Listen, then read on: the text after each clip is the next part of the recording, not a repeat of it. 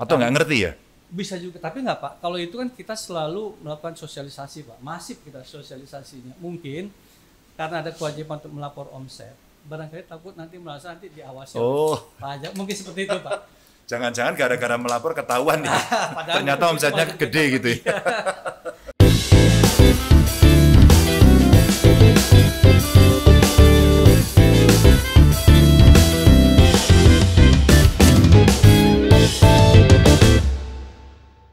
Halo kawan pajak, selamat datang di Celoteh 180 Kolaboratif Podcast Kanwil DJP Jawa Tengah 2.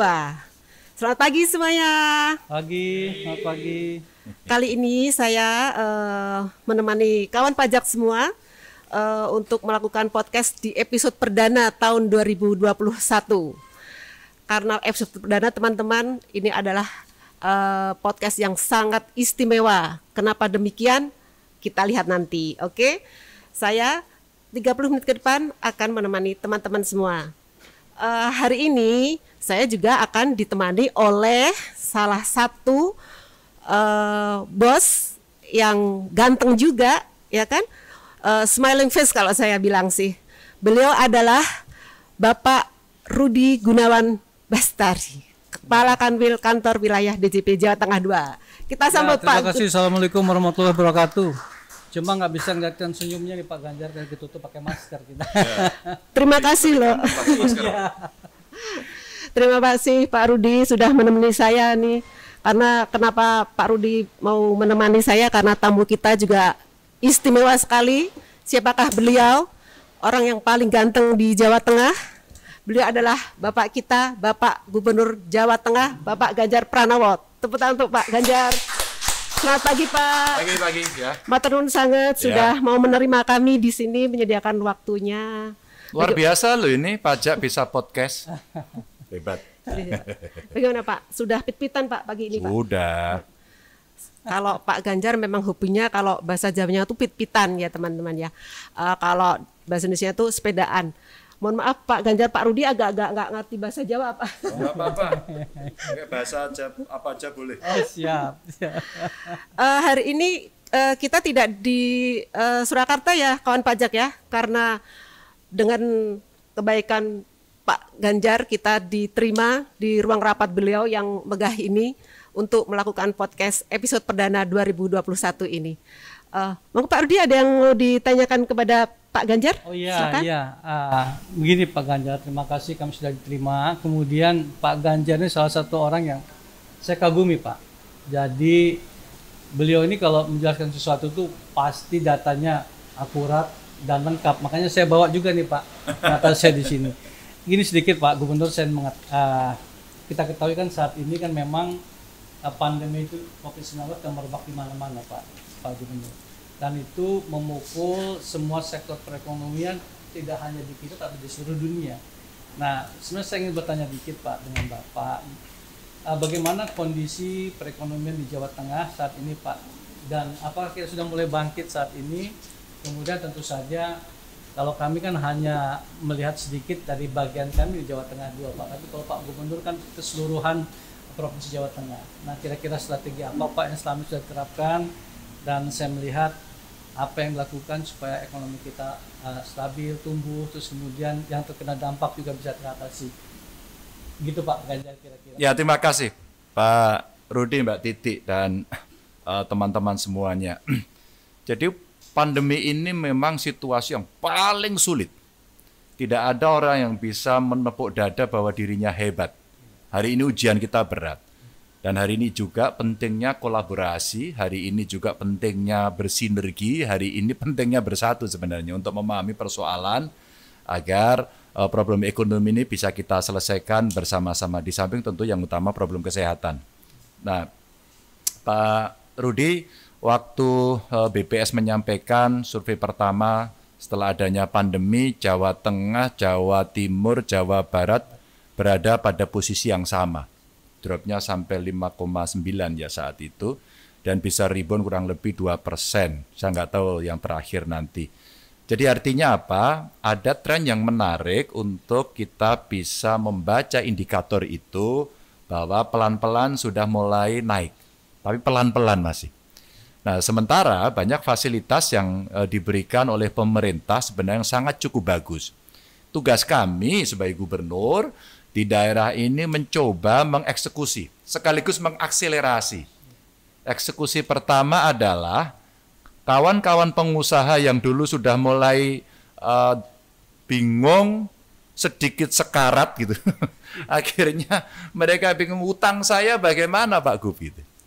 Alhamdulillah ketika kemudian kebijakan perbankan kita memberikan fasilitas agar bisa direstrukturisasi kreditnya, itu sedikit lega. Tapi baru sedikit loh ya. Nah, terima kasih. Yang kedua, pajak.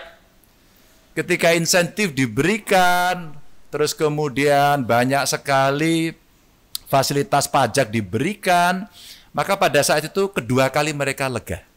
Ini baru fasilitas.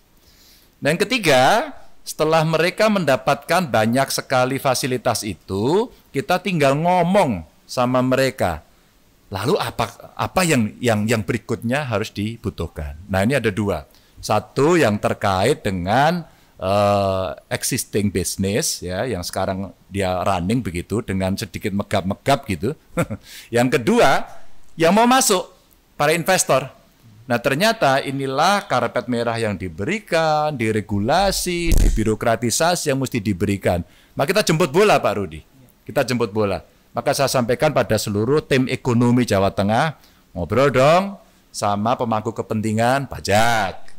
Ngobrol dengan perbankan ya, dengan BI, dengan OJK, dengan Apindo, dengan Kadin gitu. Ngobrol-ngobrol, pokoknya ngopi sesering-seringnya gitu. Setelah itu baru kita tahu apa sebenarnya yang mesti kita bereskan. Ternyata problem bahan baku luar biasa sulitnya. Karena negara-negara juga tidak melepaskan itu. Kedua, transportasinya tertutup. Ketiga, hari ini nih, banyak negara-negara juga mulai lockdown lagi. Ada yang sudah second wave, tapi Indonesia ini masih first wave ini sebenarnya. First wave yang belum tuntas. Jadi tantangan kita berat. Maka sebenarnya relaksasi bisnis yang kemarin banyak diberikan itu hari ini penting untuk kita bisa menyampaikan pada masyarakat. Jadi gambaran awalnya kira-kira seperti itu, termasuk sampai nanti ke UMKM-nya. Ya, siap. Gantian saya nanya masa Pak Rudi aja. Saya nanya Pak Rudi ya Pak, boleh ya Pak. Kondisi ekonomi saat ini tentunya juga berimbas langsung ya Pak ke penerimaan pajak. Saya pengen tahu nih Pak, kalau penerimaan pajak Kanwil DJP Jawa Tengah 2 di masa pandemi ini seperti apa Pak? Terus Pak Rudi itu bagaimana sih Pak strateginya untuk pengamanan penerimaannya? Terima kasih Pak. Terima kasih. Sebelumnya mungkin saya lapor Pak Gubernur, kami alhamdulillah sampai dengan tanggal 31 Desember yang lalu, tapi ini kan akan bergerak terus Pak, ini belum final penerimaan kita.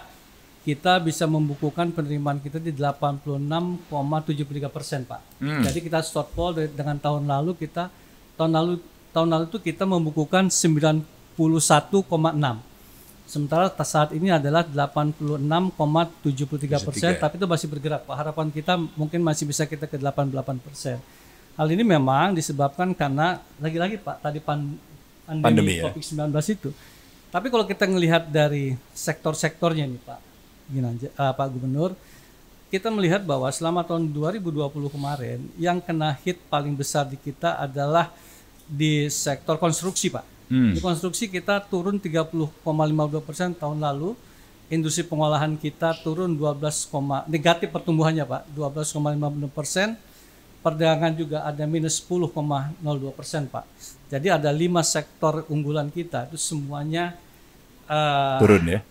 Turun Pak, berimbas Pak.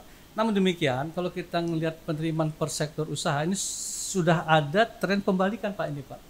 Jadi di kuartal keempat kemarin ini sudah mulai ke atas. Jadi harapan kita tahun 2021 ini mudah-mudahan usahanya akan lebih membaik. Karena tahun yang lalu Pak, kalau kita bisa ilustrasikan, memang ada dampak perlambatan ekonomi di kita itu hampir sekitar 2 triliun Pak. 2 triliun ya? Iya, akibat COVID-19 ini. Kemudian di selain itu, kita kan ada sektor tembakau Pak. Tembakau di mana? Temanggung, ya. Itu turun Pak sekarang. Karena mungkin karena cuacanya kurang baik gitu ya. Sehingga kita ada loss lumayan besar di sana, hampir 300 miliar. Terus kemudian ini juga yang ada sektor-sektor tahun 2019 yang lalu yang nggak kurang tahun 2020. Barangkali nanti kita akan juga tanyakan ke Pak Gubernur kira-kira apakah ada harapan tahun 2020 mungkin pembangunannya di daerah selatan Jawa Tengah nih Pak, karena basis kita kan dari Sragen sampai ke Majenang Pak, Iya, Pak betul. Gubernur. Nah tapi Pak Gubernur saya sampaikan bahwa kalau dari WP bayar Pak, jumlah WP yang bayar itu kita tumbuh justru Pak. Justru tumbuh Justru ya. tumbuh. Jadi yang di tengah ada pandemi Covid-19 tapi yang bayar tumbuh Pak. Cuma pembayarannya turun. Turun. Contohnya misalnya ini yang bayar pasal 23 itu tumbuh 15%. Yang bayar pasal 21 itu tumbuh 11,7%. Padahal pasal 21 itu diberikan insentif Pak sama pemerintah. Kemudian PPN dalam negeri yang bayarnya juga tumbuh. Jadi memang wajib pajak yang bayar itu bertambah. Yang ini kita inginkan partisipasi bayar pajak yang nambah. Bagus. Tapi nilainya turun. Yang negatif itu memang sejalan dengan insentif-insentif yang diberikan. Misalnya pasal 25 Pak. Tadinya tahun lalu kan 100% bayar ya Pak. Dengan yang sekarang itu hanya bayar 50% aja Pak Gubernur. Yang terutama UMKM nih Pak. UMKM menarik. Tapi boleh dijelaskan nggak Pak Rudi? Ya. Kira-kira diskon yang diberikan oleh pajak apa saja ya tadi itu loh, yang insentif pemerintah tadi itu? Oh iya Pak. Jadi misalnya ini kan ada di misalnya gini Pak. Kita memberikan diskon terhadap PPN misalnya. PPN ya. PPN yang aktivitasnya berhubungan dengan COVID-19 Pak. Terus yang PPH pasal 21 ditanggung pemerintah. Selama ini kan dipotong sama pemberi kerja Pak. Ya. Kalau batasnya sampai 200 juta itu nggak dipotong Pak. Nggak dipotong ya. Jadi dikembalikan ke pemberi kerja, Ke karyawan. karyawan. Jadi sehingga bisa dia belanjakan Pak. Nah yang ini juga yang sebenarnya peran yang sangat besar juga. Misalnya ini Pak. Angsuran pasal 25 itu dari badan tahun lalu dia harus bayar 100%, dengan insentif ini hanya bayar 50% saja. UMKM yang menarik Pak, UMKM selama 6 bulan sampai dengan Desember ini dia hanya cukup lapor berapa omsetnya, pajaknya nggak usah bayar. Nggak usah bayar. Dan Ini, itu yang itu diskon gede-gedean namanya. Iya Pak. Jadi ibaratnya kalau di sale itu sale 100% Pak. Sale 100%. Ya, yang memanfaatkan itu lumayan Pak. Ini yang memanfaatkan insentif selama ini di Kanwil kita Pak. Itu 293 miliar. 293 miliar. Itu setara dengan hampir 2,5% penerimaan kita Pak. Ya penerimaan kita kan target kita 12,1 triliun. Nah ini kalau 293 ini kira-kira 2,5 sampai 2,7% penerimaan kita.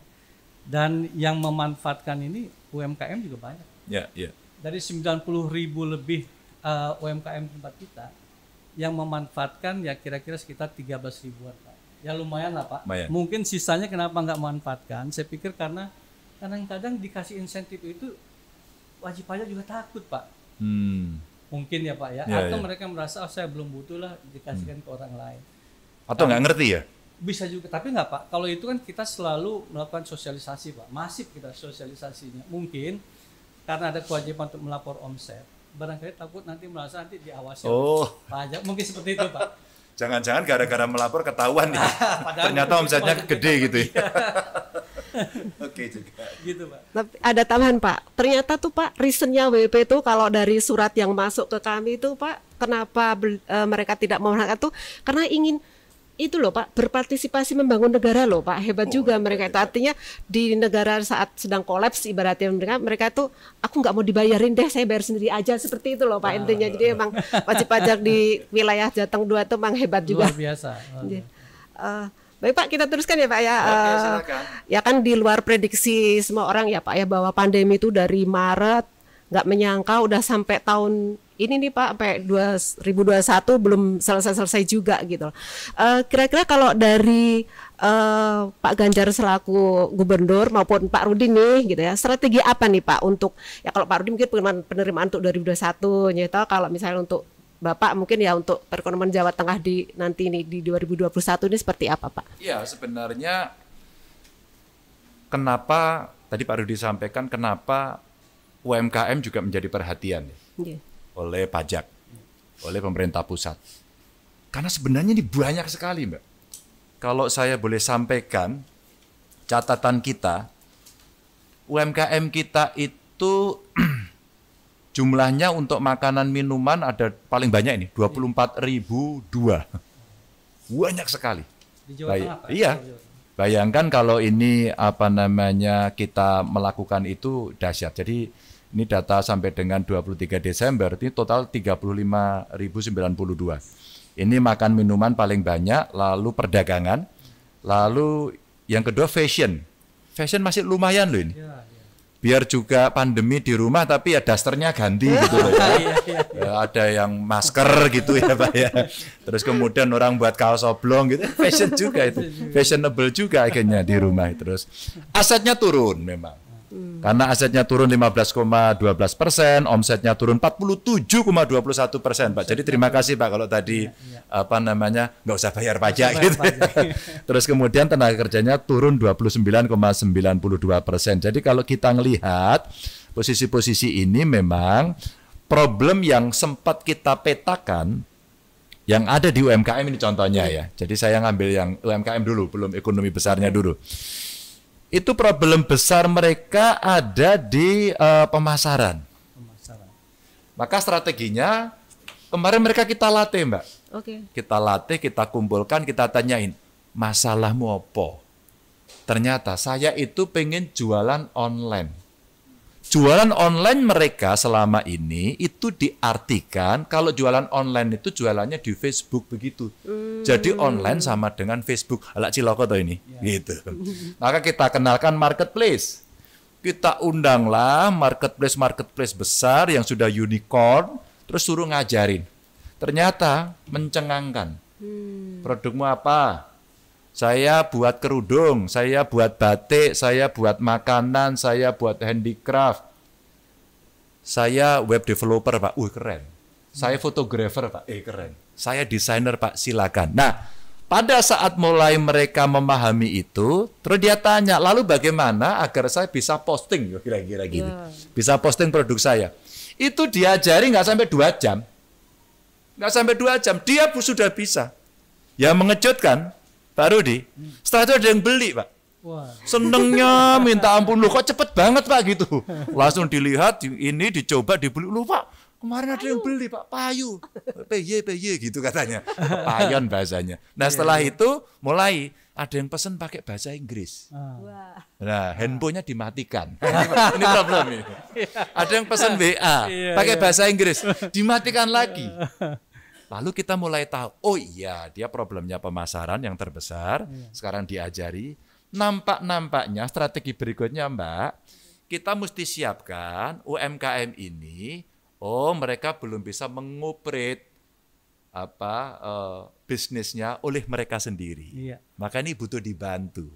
Sehingga kamu produksi saja, nggak usah jualan, terus kemudian yang jualan orang lain nanti bayar dipotong berapa terserah lah gitu ya. Tapi nggak ada lagi kamu mereject. Terus kemudian ini ya sudahlah kalau nggak usah dilayani jangan. Yang kedua, kita mengedukasi. Begitu ordernya tambah, mereka punya order yang lebih banyak lagi, apa yang terjadi buat mereka? Nggak bisa. Waduh Pak, kapasitas saya kecil. Nah ini bahaya. Kamu mesti cari teman. Maka ekosistem bisnismu sudah dibangun bagus, maka kamu membuat jejaring. Kalau enggak disubkan. Nah inilah yang problem-problem kemarin muncul ini. Contoh ya soal pemasaran, yang kedua ada pembiayaan. Nah nanti perbankan kita libatkan. Sehingga sekarang kita manfaatkan pemain dari pusat ada KUR ya. Di kita juga ada. Terus kemudian problem berikutnya adalah bahan baku. Nah bahan baku inilah substitusinya seringkali kita minta. Maka kalau kita melihat yang terdampak ini sekarang kurang lebih UMKM kita 625.230. Gede banget ini. Iya. Maka kalau kemudian sekarang kita mentalnya kita bangkitkan lagi, insentif kita berikan, maka insya Allah ini bisa. Termasuk yang gede. Maka kemarin kita rapat tim ekonomi agar kita lebih proaktif. Lalu strateginya apa? Sekarang saya gandengan sama Kemenlu Pak Rudi. Kemenlu, maka dubes-dubes kita di banyak negara itu sekarang teleponan sama kita. Potensi ekonomi apa yang bisa kita kerjasamakan. Tugasnya hunting. Kita berburu sekarang. Iya. Maka komunikasi kita sekarang diplomasinya tidak lagi diplomasi politik, tapi diplomasi dodolan. Sekarang dodolan gitu. Kita mengundang diaspora-diaspora kita untuk membantu.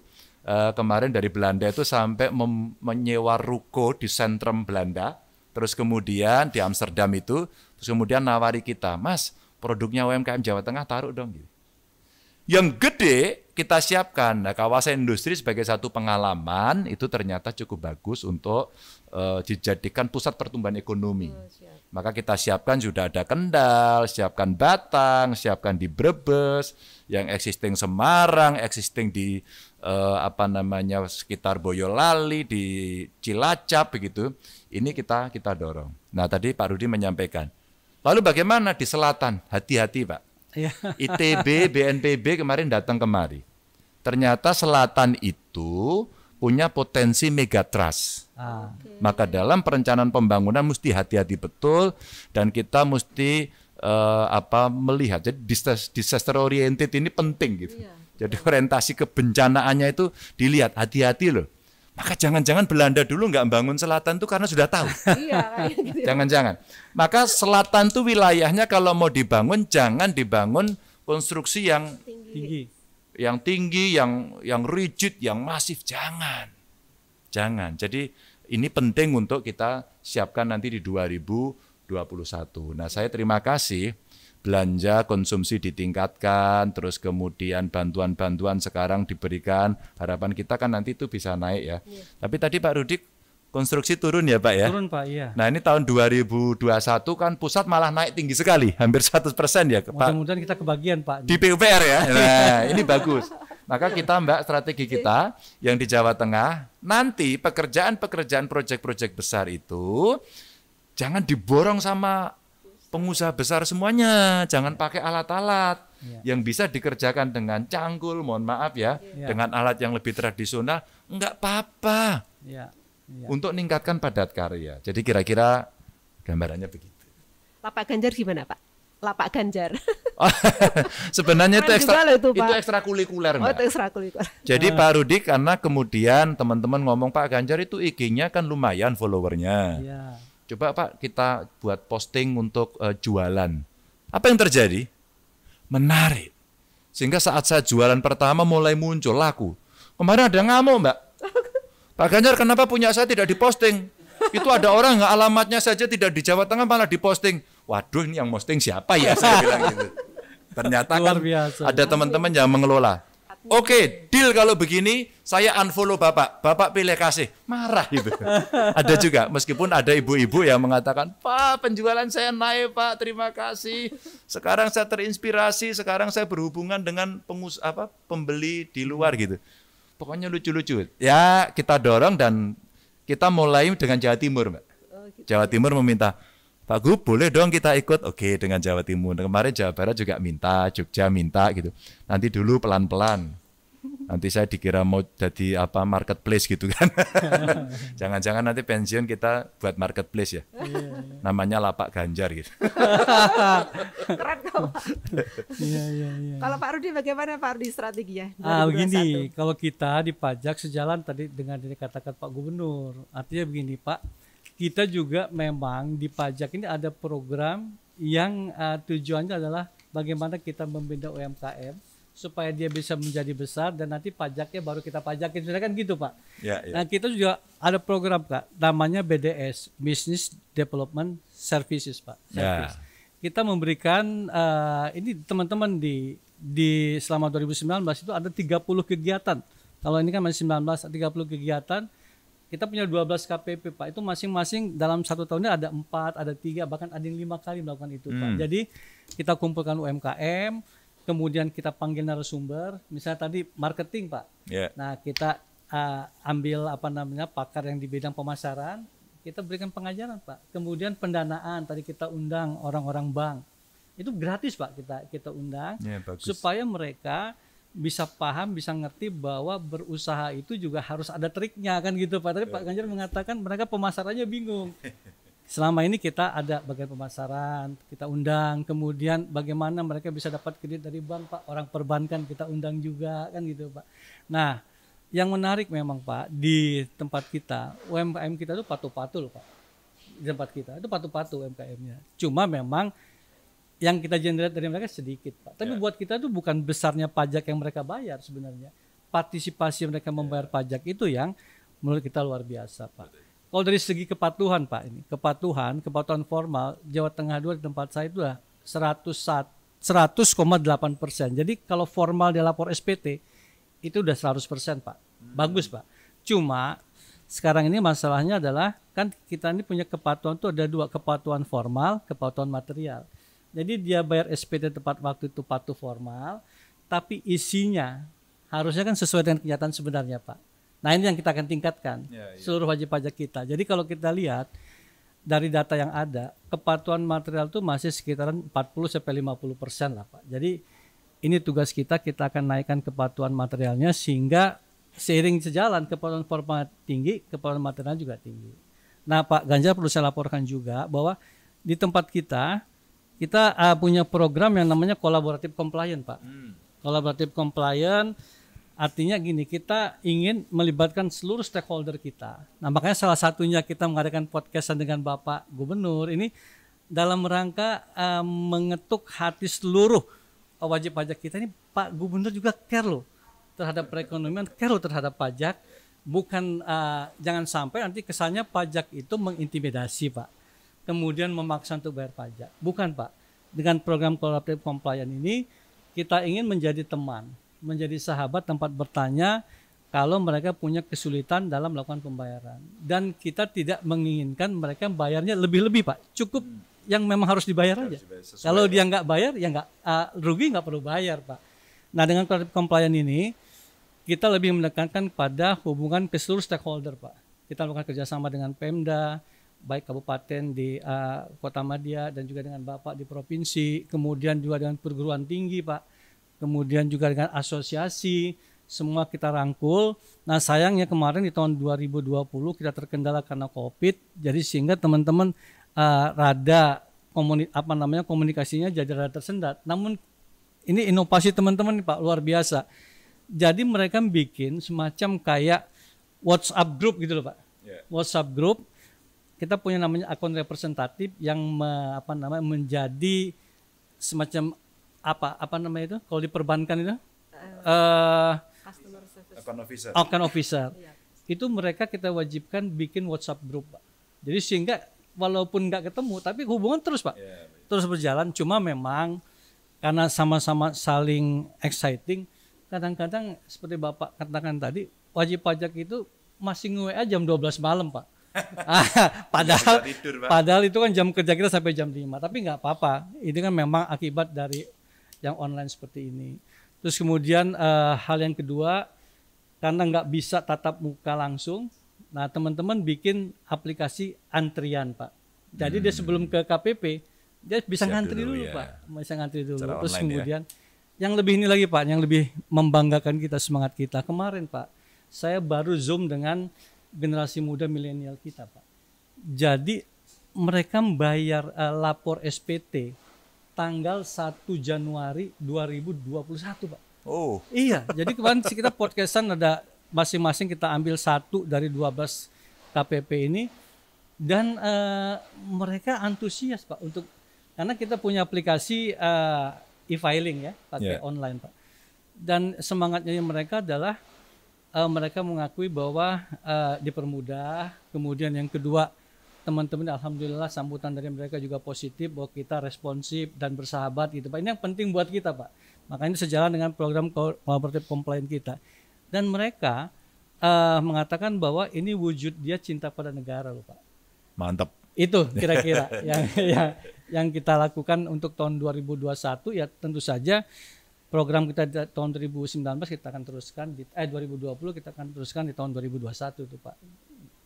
Mohon dukungan Bapak juga. Dan satu Pak, ini kita ingin membangun sinergi yang positif baik dengan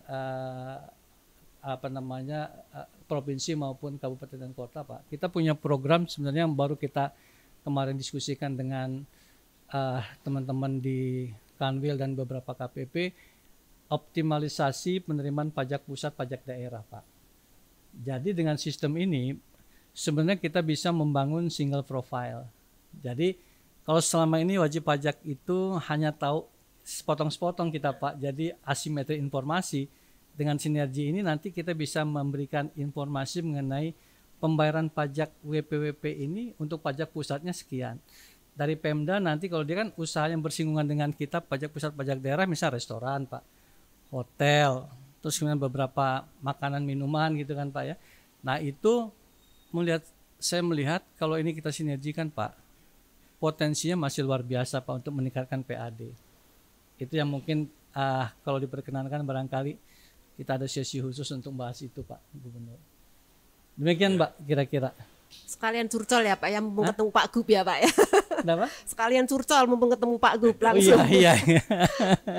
Baiklah Pak, untuk terakhirnya nih untuk Pak Ganjar, mohon masukannya Pak buat institusi kami ini, khususnya Kanwil DJP Jawa Tengah. Masukannya apa Pak? Atau ya Bapak sebagai wajib pajak juga, untuk informasi kawan pajak, Bapak ini terdaftar di KPP Pratama Semarang Candisari, ya Bapak J. Ya. Jadi mohon masukannya Pak untuk kami semua agar kami bisa bekerja lebih bagus lagi ke depannya. Ya, terima kasih. Jadi yang disampaikan Pak Rudi saya kira menarik, ada layanan yang sudah melebihi jam kantor, ini terobosan luar biasa. Ini passion ini. Passion, Pak. Ini sudah passion. Benar, passion. Kalau orang sudah passion itu nggak peduli waktu. Iya. Bahwa kemudian dia nggak bisa jawab, biar aja itu masuk. Besok Iya. pagi bangun dijawab. Iya. Saya kira itu sesuatu, menurut saya terobosan hebat, Pak. Iya. Saya melakukan itu sejak 2013 jadi gubernur dan memang lumayan payah, kecapean kita. Betul. Tapi begitu nikmat, kita dimaki, dicaci, termasuk disanjung oleh masyarakat karena performa kerja baik. Maka pajak menurut saya sudah bertransformasi. Dulu dengar kata pajak itu ngeri. Ditagih, maaf ya Pak ya. Iya, Pak. Diperas gitu kan, sama juga kan gitu. Iya. Terus kemudian macam-macam kolusi. Hari ini orang ketemu pajak bisa bercanda. Iya. Orang bertemu pegawai pajak bisa konseling. Konseling. Iya, Pak. Bisa konseling.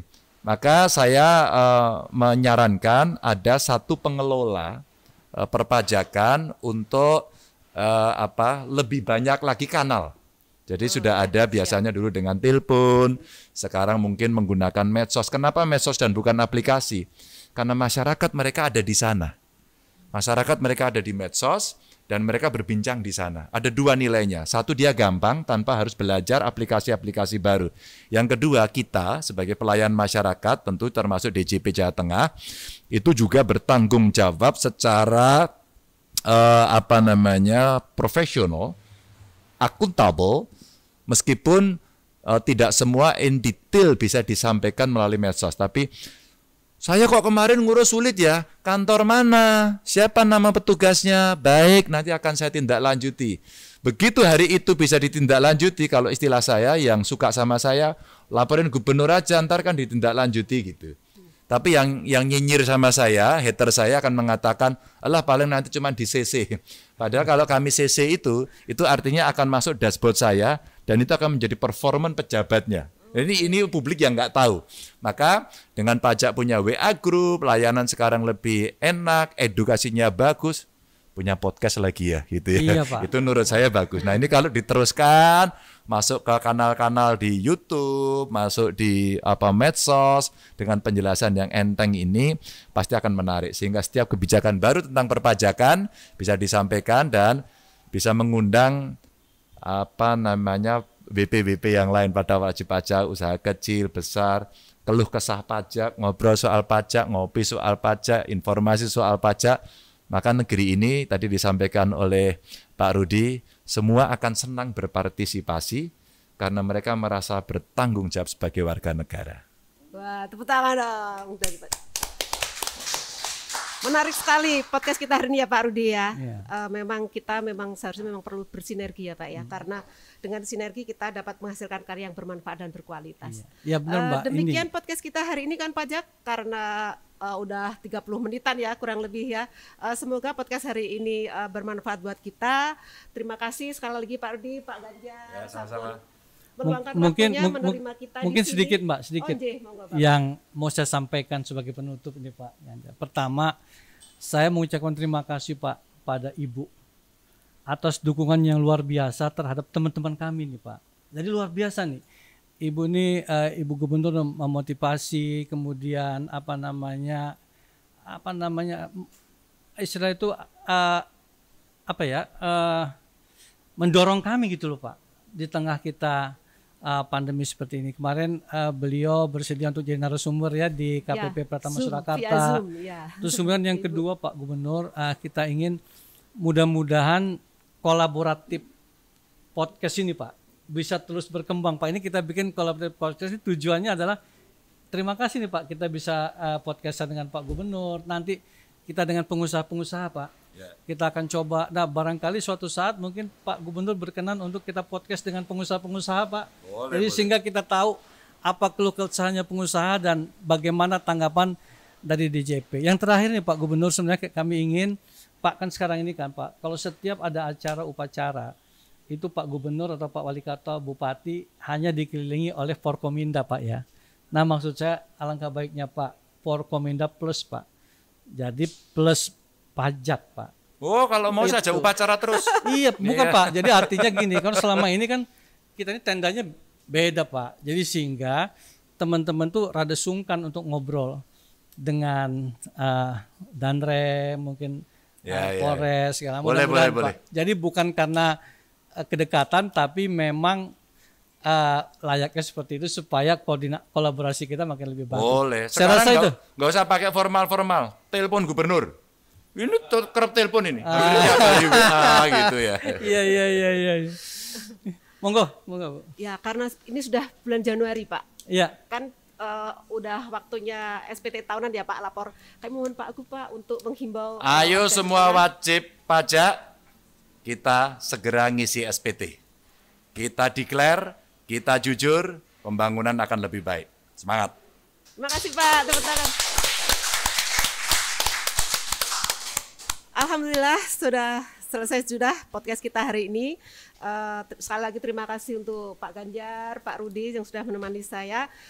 Kawan pajak, kalau kalian suka jangan lupa subscribe, like, comment, and share seperti biasanya. Oke? Sampai di sini. Assalamualaikum warahmatullahi wabarakatuh. Bye bye.